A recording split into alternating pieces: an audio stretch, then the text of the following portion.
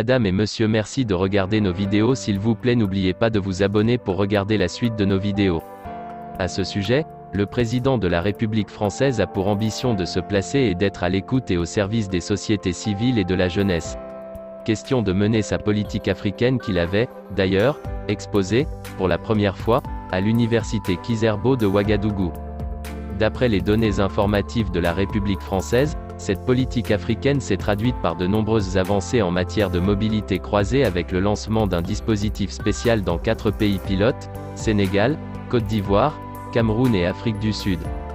Autre déterminant non des moindres de cette politique africaine, le renforcement du dispositif Passeport Talent, le développement des via en Afrique et le lancement du dispositif Talent en commun. De plus, de nouveaux instruments en soutien aux entrepreneurs ont aussi été développés avec la réorientation des outils d'appui au secteur privé pour soutenir fortement les petites et moyennes entreprises africaines, des efforts particuliers en faveur des entrepreneurs numériques du continent au stade de l'amorçage ou du passage à l'échelle et un accompagnement des projets entrepreneuriaux des diasporas. De manière globale, la visite d'Emmanuel Macron au Club Noah accorde un intérêt singulier à la culture, autre axe fort de l'agenda de Ouagadougou. Plusieurs instruments ont été ainsi mis en vitrine lors du premier mandat du président français pour accompagner les acteurs culturels. Astérisque accompagnement des entrepreneurs africains des industries culturelles et créatives, Afrique créative, sur la base d'un appel à candidature ouvert.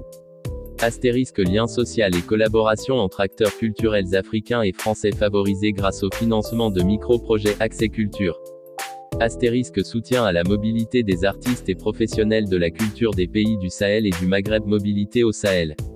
Astérisque renforcement de la coopération et de la formation à destination des professionnels du patrimoine, programme croisé de formation entre professionnels français et africains, programme de bourse d'études.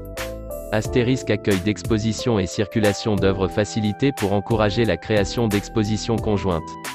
Yannick Noah étant une personnalité publique franco-camerounaise s'intéressant à la fois à la culture et au sport, un point d'honneur est consacré au sport comme vecteur d'échange, d'inclusion et de rassemblement.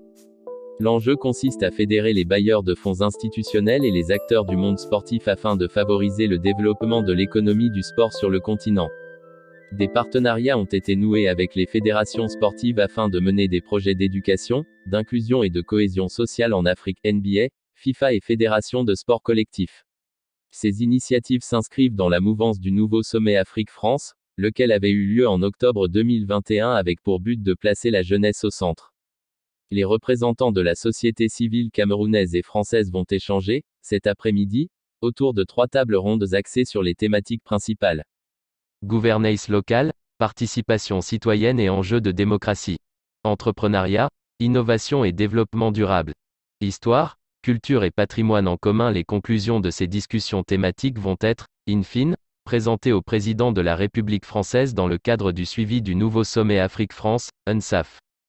Une brochette de figures de la diaspora a foulé le sol camerounais hier nuit 25 juillet 2022. Tous font partie de la délégation du chef d'État français, Denis Epot-Durand, Jacques-Greg Belobo, Blik Bassi et Achille Mbembe. Ces compatriotes domiciliés à l'étranger vont deviser avec leurs anciens congénères s'étant installés ici depuis des années, à l'instar de Yannick Noah et Michel Thierry à Tangana.